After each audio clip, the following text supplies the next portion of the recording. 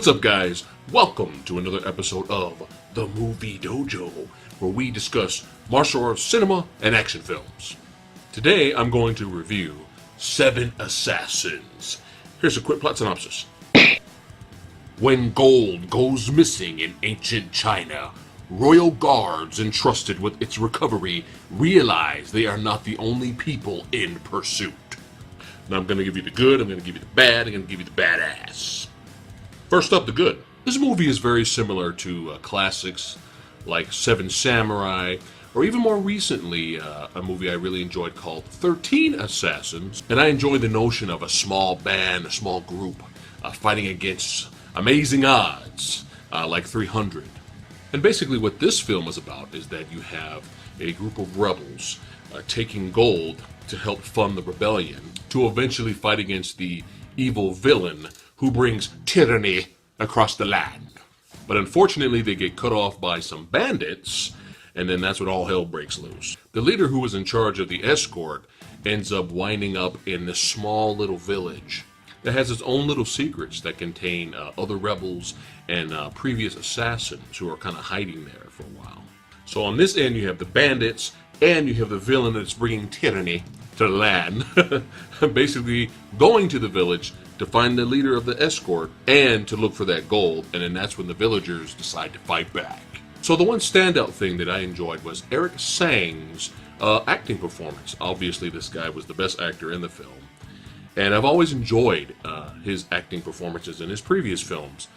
He started off as a comedic actor. He was very good at it. The guy was very funny. I remember him from the Lucky Stars films. My Lucky Stars or Twinkle Twinkle Lucky Stars. Those were very fun action comedies that he was hilarious in. But then over time, he has improved as an actor and can really pull off some dramatic roles. And this is a good movie to show that. And now for the bad. Okay. So even though I like the premise of the film, it doesn't necessarily mean that it was done very well. Now, I personally don't really have a problem with wire fu, okay? It's been in the Hong Kong genre for years. The flying swordsmen, they have these powers and they can fly around. I don't have a problem with it, but I'm more of a fan of more grounded fight choreography. And sometimes you get a good mixture of both in films like Iron Monkey, where you get a lot of crazy wire fu, but some really good grounded fight choreography. This film, for some reason, the wire fu is bad. The wire fu is bad in this movie. So you have this pretty decent fight choreography, and then all of a sudden the guy's just yanked somewhere, and not pulled smoothly to where it kind of looks decent. It just looked like they just said, "Fuck it," he's just like, "Wee!" It just did not look right, and it was kind of ruining some of the fight scenes for me. I mean, come on, you have Hung Yan Yan. I'm sure I butchered that name. I'm sorry. Badass martial artist / stuntman has been in the game for years. You got him as one of the 7 assassins who's on the team, and I'm just like excited. Every time I see that guy in a kung fu movie, I'm excited. I'm like, 'cause this dude's badass. For those of you who don't know him, he was popular for playing the leader of the White Lotus cult sect in Once Upon a Time in China 2, starring Jet Li, and then after that he played a different character called Clubfoot in the rest of the Once Upon a Time in China series. So the guy is great. But you got him doing all this sword fight choreography, and all of a sudden, whee, he just yanked somewhere. And it's just like, oh, this doesn't look right. And it just wasn't good enough.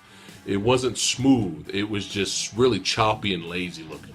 Another thing I didn't like about the movie was forced relationships. Like, we had this stupid subplot between the two young actors in the movie, the female and the guy. It was just kind of like, I really don't care. And I don't like movies where you don't get any character development at all, and then towards the end of the movie, let's throw in some quick character development so that you'll care so when they die.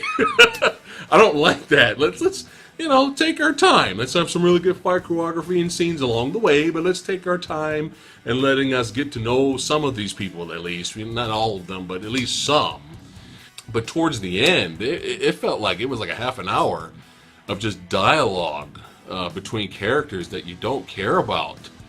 And it was just like, oh, can we just get to the finale already? Now if we were building us up along the way, like I was saying, and it may have been a little bit more interesting, but it just really put the film on hold, man. Like, the brakes were there, and I'm just sitting there like, I don't care.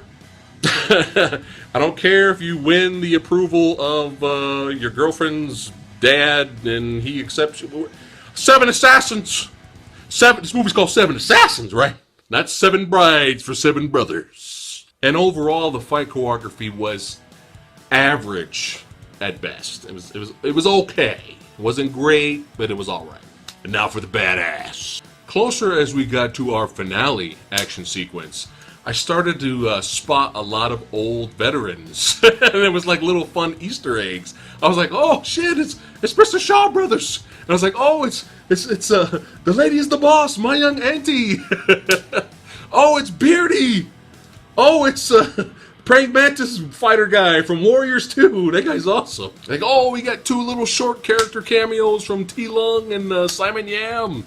I was like, oh, this is fun. You know, a little smile was coming. And I was just kind of like, they're all going to die, huh? So the movie definitely scored some points there. Just throwing all these crafty, classic kung fu martial art actors that I am a fan of show up and help the 7 Assassins raid at the end of the movie and raid the villain of tyranny.